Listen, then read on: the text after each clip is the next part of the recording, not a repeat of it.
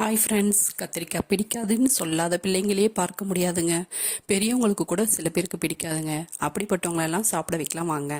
நிறைய வெங்காயங்க நீல வாக்கில் கட் பண்ணி வச்சுக்கணும். கொஞ்சம் கருவேப்பிலை, கொஞ்சம் பூண்டு ஸ்லைஸ் பண்ணி வச்சுக்கணும். கத்திரிக்காய் எவ்வளோ முடியுமோ அவ்வளோ மெல்லிசாக கட் பண்ணி வச்சுக்கணும். பாத்திரத்தில் எண்ணெய் நல்லா சூடேறணும். எண்ணெய் தாராளமாக சேர்த்துக்கணுங்க. எண்ணெய் சூடேறினதும் கடுகு பொரியணும். கடுகு பொரிஞ்ச உடனேயே உளுத்தம்பருப்பு, கடலைப்பருப்பெல்லாம் சேர்த்துக்கணும்.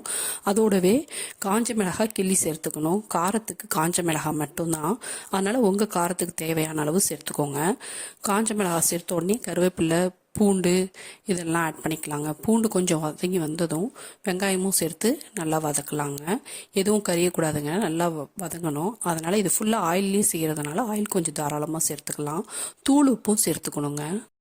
வெங்காயம் வதங்க தாங்க டேஸ்ட் நல்லா இருக்கும். இந்த கத்திரிக்காவுக்கு வெங்காயம் வறுக்கக்கூடாது. மொறுன்னு இந்த பிரியாணிக்கெலாம் செய்வோம்ல, அது மாதிரி வறுக்கக்கூடாது, வதங்கி தான் வரணும். அதனால தான் எண்ணெய் அதிகமாக சேர்க்கணும்னு சொல்கிறோம்.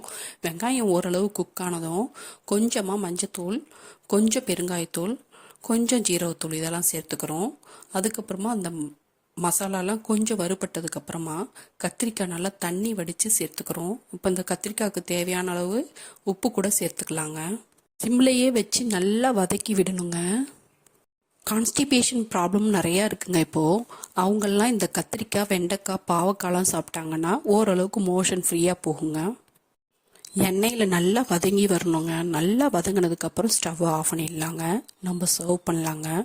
இது குழம்பு இல்லாத டைமில் கூட சாதத்தோடு சேர்த்து சாப்பிட்லாங்க. அருமையாக இருக்குங்க. நீங்களும் இது மாதிரி ட்ரை பண்ணி பாருங்கள். வேறு ஒரு வீடியோவில் பார்க்கலாம். தேங்க்யூ.